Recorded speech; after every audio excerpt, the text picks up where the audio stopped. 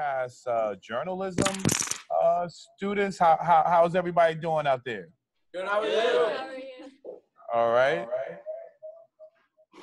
So tell us about. Well, I'll let the journalist do his job with the journalism students. Yeah.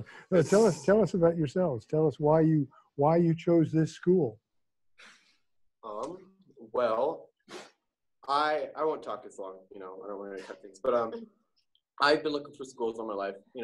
I never really stuck at schools more than 2 years, and my friend Easton I grew up with, he went here for from like 7th grade to now, and he really recommended it to me, and I came here, and for the first time I really felt more accepted with things. So that's how I found it, was just through friends and referendums, things like that. Someone else tell us how this school is different from traditional public schools. I've gone to 18 schools, and Rockwell is my favorite school. The teachers are a lot better than most of the schools I've gone to. They actually care. The principal is one of the best guys I've ever met.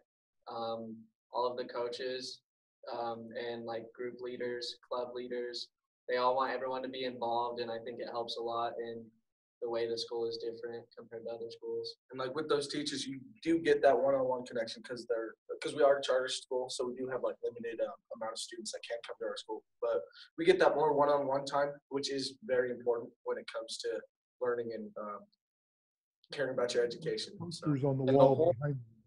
The whole basis of Rockwell is more that students are students and they're people with their own personal lives, and teachers care about that. You're not just a number or a test score that they're being paid for, if that makes sense. But are you training to be journalists? Yes, we are. Yeah. Do you hope to become journalists? What? Will you repeat that? Yeah. Do you hope to become journalists when you finish your education? It's Hopefully. It's definitely up for grabs. It's a possible field that I do have looked into in the past. I've always loved English. I've always loved debating and reporting about stuff. So. And there's also a couple of the young women.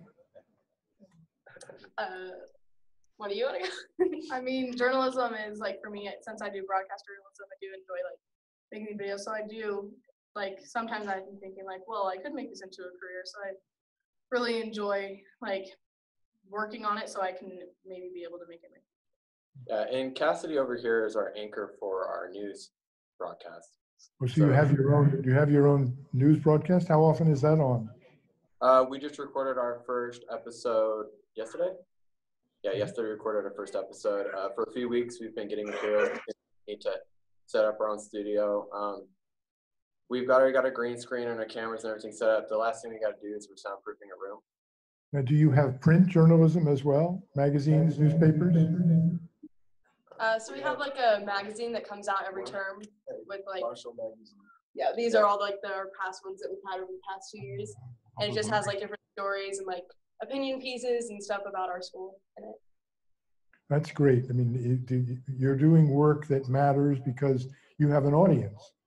It's not just the teacher who's reading it, it's the public. So in some sense, the stakes are higher for you. Yep.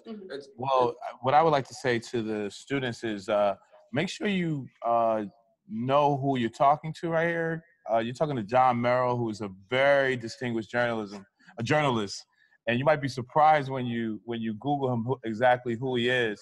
And he has a new book out called The 12-Day Program to Rescue Public Education. Right, yeah. You may want to check this out too. Make sure it's in your library at your school.